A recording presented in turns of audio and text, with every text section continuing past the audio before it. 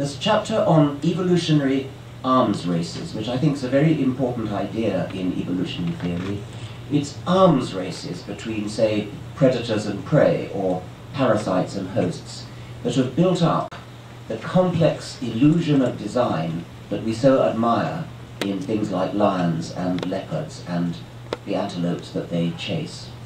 What happens is that as evolutionary time goes by, the predators get better at hunting their prey, and the prey get better at hunting their, at avoiding being eaten. In something like the same way as Elliot was talking about with the giraffes earlier on.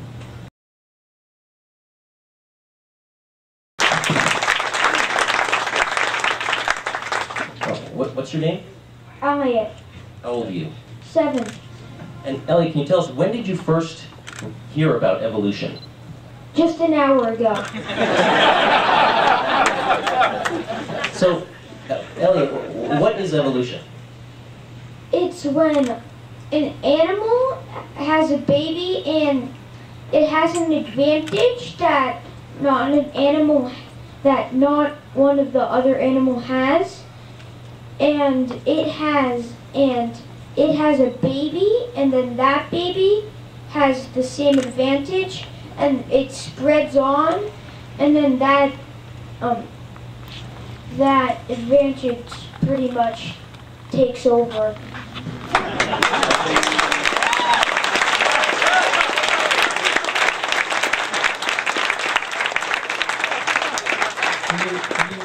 That's pretty good. Can you give us an example?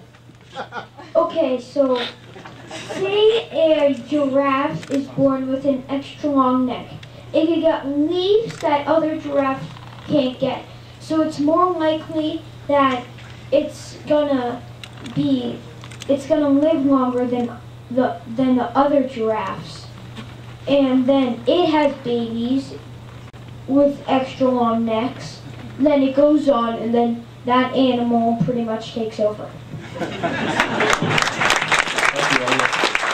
The thing about an arms race is it's run in evolutionary time. It's distinct from the race in real time, which is run between, say, an individual leopard and an individual gazelle. One thing about arms races that might worry enthusiasts for intelligent design is the heavy dose of futility that loads them down. If we are going to postulate a designer of the cheetah, he has evidently put every ounce of his designing expertise into the task of perfecting a superlative killer. One look at that magnificent running machine leaves us in no doubt. The cheetah, if we're going to talk design at all, is superbly designed for killing gazelles. But the very same designer has equally evidently strained every nerve to design a gazelle that is superbly equipped to escape from those very same cheetahs. For heaven's sake, whose side is the designer on?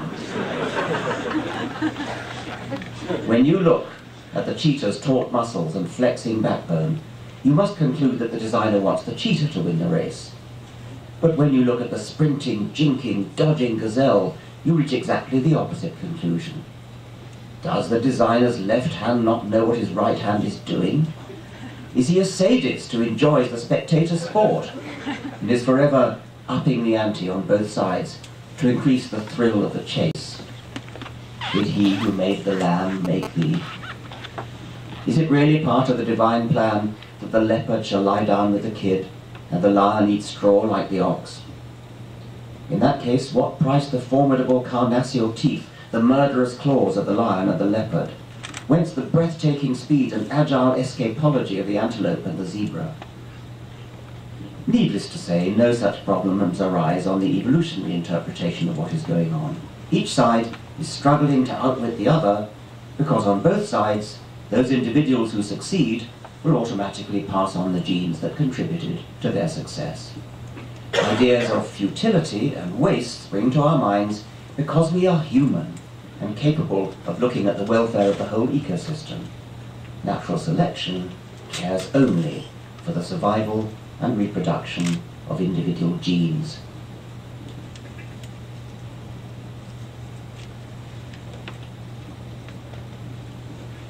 The last chapter is a bit different from the rest. It's called There is Grandeur, which, as you may recognize, is a quotation from the last paragraph of Darwin's Origin of Species.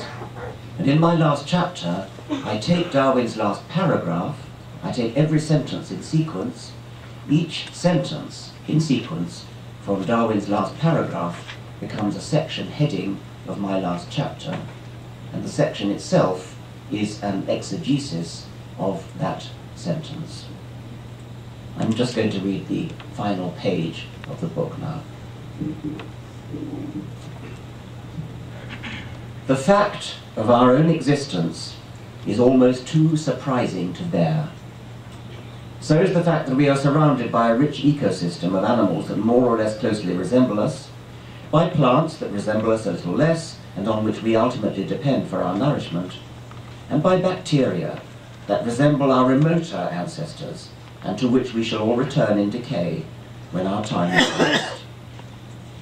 Darwin was way ahead of his time in understanding the magnitude of the problem of our existence, as well as in tumbling to its solution. He was ahead of his time, too, in appreciating the mutual dependencies of animals and plants and all other creatures in relationships whose intricacy staggers the imagination. How is it that we find ourselves not merely existing, but surrounded by such complexity, such elegance, such endless forms, most beautiful and most wonderful? You recognize that as another line from Darwin's last paragraph. How is it that we find ourselves not merely existing, but surrounded by such complexity, such elegance, such endless forms, most beautiful and most wonderful? The answer is this: it could not have been otherwise, given that we are capable of noticing our existence at all and of asking questions about it. It is no accident, as cosmologists point out to us, that we see stars in our sky. There may be universes without stars in them, universes whose physical laws and constants leave the primordial hydrogen evenly spread and not concentrated into stars. But nobody is observing those universes, because entities capable of observing anything cannot evolve without stars. Not only does life need at least one star to provide energy, stars are also the furnaces in which the majority of the chemical elements are forged, and you can't have life without a rich chemistry. We could go through the laws of physics one by one and say the same thing of all of them. It is no accident that we see ... The same is true of biology. It is no accident that we see green almost wherever we look. It is no accident that we find ourselves perched on one tiny twig in the midst of a blossoming and flourishing tree of life. No accident that we are surrounded by millions of other species, eating, growing, rotting, swimming, walking, flying, burrowing, stalking, chasing, fleeing, outpacing, outwitting. Without green plants to outnumber us at least 10 to 1, there would be no energy to power us. Without the ever-escalating arms races between predators and prey, parasites and hosts, without Darwin's war of nature, without his famine and death, there would be no nervous systems capable of seeing anything at all, let alone of appreciating and understanding it. We are surrounded by endless forms, most beautiful and most wonderful, and it is no accident, but the direct consequence of evolution by non-random natural selection, the only game in town, the greatest show on earth. Thank you very much.